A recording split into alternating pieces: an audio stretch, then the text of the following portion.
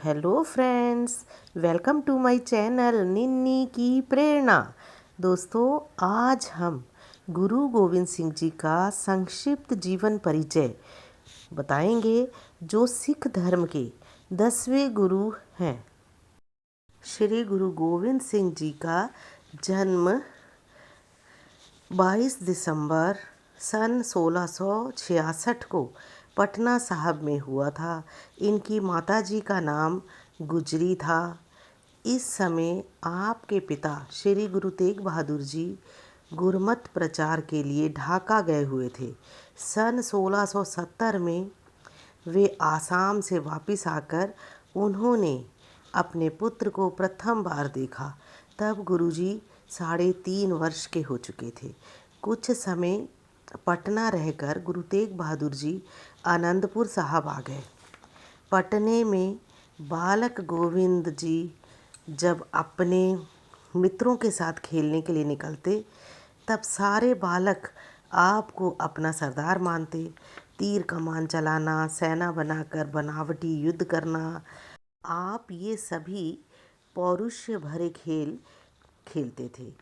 पटने में ही पंडित शिवदत्त आपके चरण कमलों का भंवरा बन गया। राजा फतेहचंद मैणी व उसकी पत्नी आप पर बहुत प्रसन्न हुए। आपसे उन्होंने पुत्र सा गहरा प्यार प्राप्त किया। पटने में आपने अन्य कई लीलाएं की। साथी मित्रों में आपने ऐसी वीरता भर दी कि जब भी कभी किसी नवाब की सवारी उधर से गुजरती, तो सारे बालक मिलकर उसको मुंह चढ़ाते।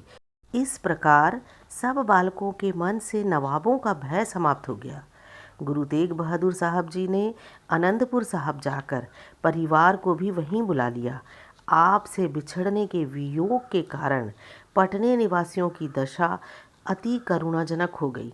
सभी मित्रों, प्रेमियों व श्रद्धालुओं को आपकी प्रेम लीलाओं की याद आने लगी तथा उनकी आंखों से आंसू बहने लगे। 5 वर्ष आपने पटने में बिताए थे। आनंदपुर साहब आकर आपने फारसी, हिंदी, संस्कृत, वृज आदि भाषाएं सीखी। आपको घुड़सवारी व शस्त्र विद्या भी सिखाई गई। पिता तेग बहादुर जी ने भविष्य में आने वाले संकटों का मुकाबला करने के लिए आपको निपुण बना दिया था। जब 11 नवंबर सन 1675 में पिता गुरु तेग बहादुर जी दिल्ली में औरंगजेब द्वारा शहीद कर दिए गए, तब आप गुरु गद्दी पर बैठे। तब आपकी आयु मात्र 9 वर्ष की थी। गुरु गद्दी संभालते ही आपने सत्संगत में जोश भरना शुरू कर दिया। गुरु तेग बहादुर जी की शहीदी के बाद यह जरूरी हो गया था कि फौज तैयार करके मुगल राज्य के साथ टक्कर ली जाए। आपने शस्त्र विद्या को बढ़ावा दिया। 52 कवियों द्वारा वीर रस का साहित्य तैयार किया। सन 1682 में एक विशाल नगाड़ा तैयार करवाया गया, जिसका नाम रंजीत नगाड़ा रखा गया। शस्त्र विद्या के साथ साथ राग विद्या का भी विशेष प्रबंध था। गुरु जी को स्वयं रागों का बहुत शौक था। आप ताउस बड़ा कमाल का बजाते थे। आनंदपुर साहब में कई लंगर आरंभ किए गए। जाति अभिमानियों को इससे गहरी चोट पहुंची। सन 1684 से 1687 तक आप रियासत नाहन में रहे।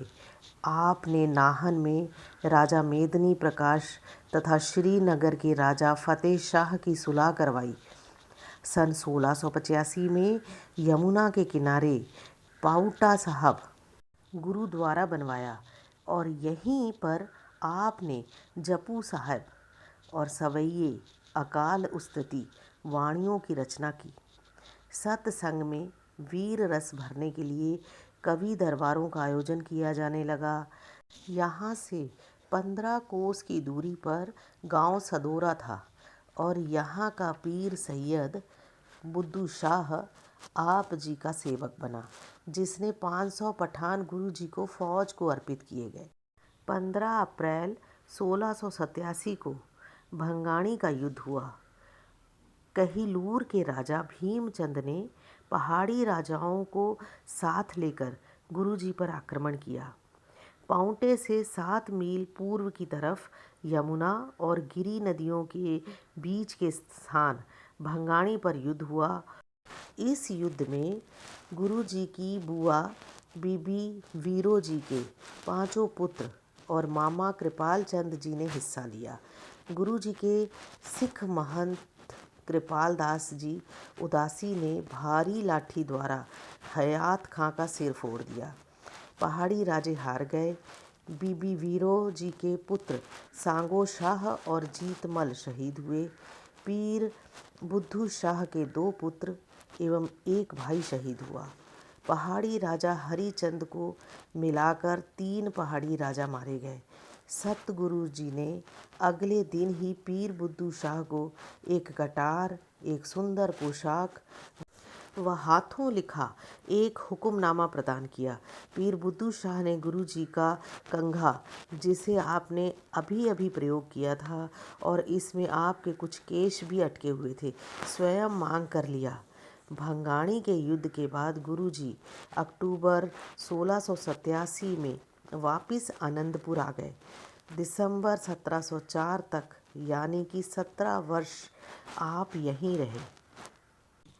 सन 1683 में नदौन का युद्ध जम्मू के नवाब अलफ खान के साथ हुआ। सन 1689 में हुसैनी युद्ध हुआ, जिसमें पहाड़ी राजा हुसैन खान को चढ़ा कर लाए थे। 1683 में नदौन का युद्ध और हुसैनी युद्ध, 1689 में हुसैनी युद्ध, दोनों युद्धों में गुरुजी की जीत हुई और पहाड़ी राजाओं को मुंह की खानी पड़ गई। सन 1697 में भाई नंदलाल जी गुरु गोविंद सिंह जी के सिख बने और 1699 को बैसाखी के दिन गुरुजी ने केसगढ़ के स्थान पर 5 प्यारों को अमृत छकाकर खालसा पंथ तैयार किया। सन 1700 से लेकर 1703 तक पहाड़ी राजाओं ने आनंदपुर साहब में 4 लड़ाइयाँ लड़ी। गुरुजी की प्रत्येक बार जीत हुई।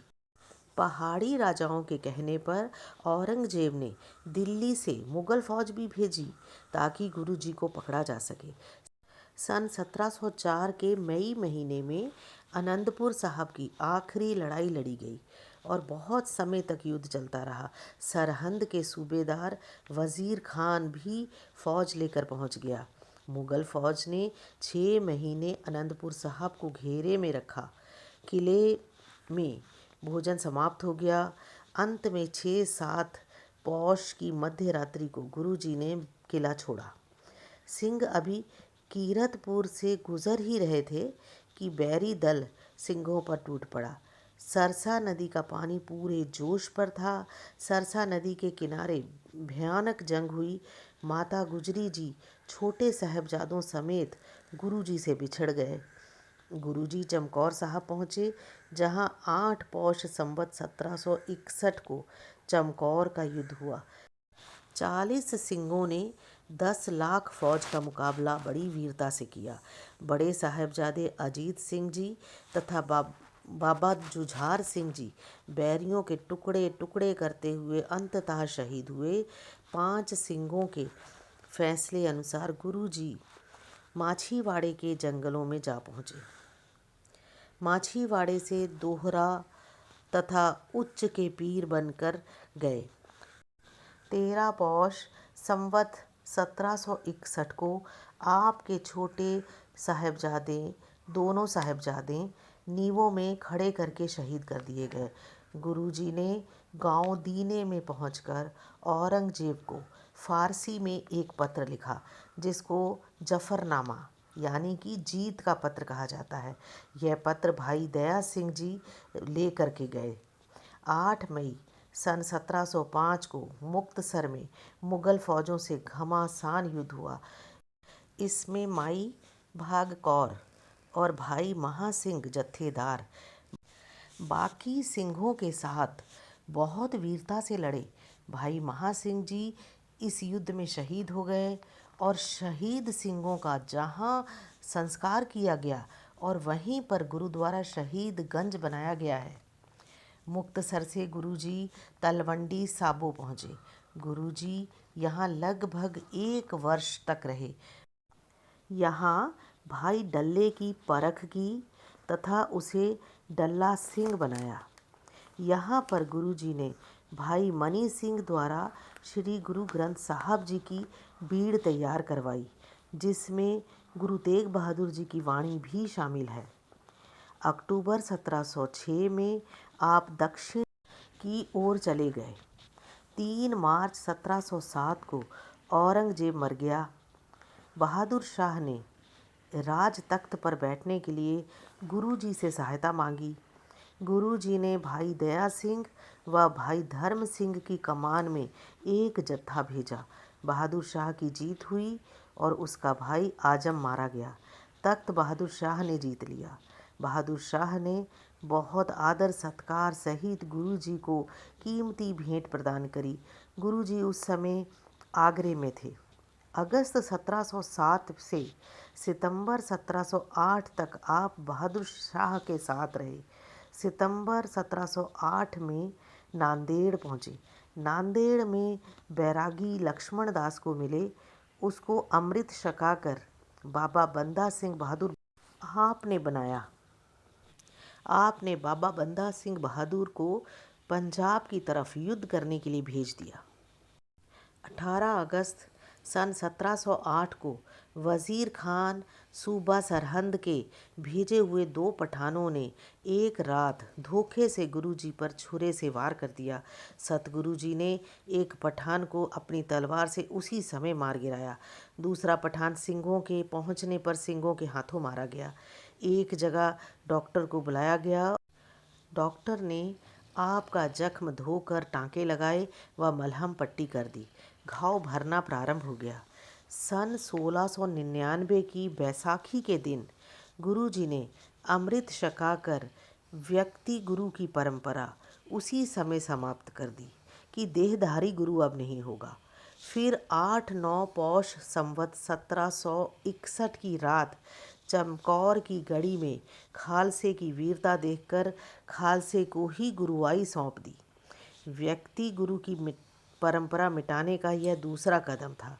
7 अक्टूबर 1708 ईस्वी को अपना ज्योति ज्योत समाने का समय निकट जानकर आपने भारी दीवान सजाया और भरे दीवान में आपने हुक्म किया कि आज के बाद खालसे ने अपना गुरु ग्रंथ साहब जी को मानना है। अन्य कोई व्यक्ति गुरु या देहधारी गुरु नहीं होगा।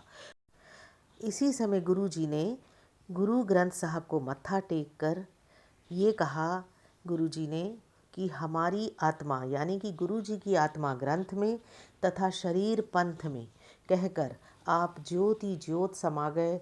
गुरु ग्रंथ साहब जी अब युगों युग अटल गुरु हैं। आपके ज्योति ज्योत समाने के बाद बाबा बंदा सिंह बहादुर ने पंजाब जाकर जालिमों से गिन गिन कर बदले लिए। सरहंद की ईंट से ईंट बजाई गई तथा सूबा सरहंद वज़ीर खान को उसकी काली करतूतों की सज़ा दी गई। उसे घोड़े में बांध कर घसीटा गया, जिससे उसकी मृत्यु हो गई। दोस्तों, ये गुरु गोविंद सिंह जी का संक्षिप्त इतिहास है। आपको कैसा लगा मेरे कमेंट बॉक्स में बताइएगा। आपको ये जानकारी अच्छी लगी तो इसे लाइक करें और अपने दोस्तों में भी शेयर करें। और अगर मेरा चैनल पहली बार देख रहे हैं तो सब्सक्राइब करना ना भूलिएगा। Thank you.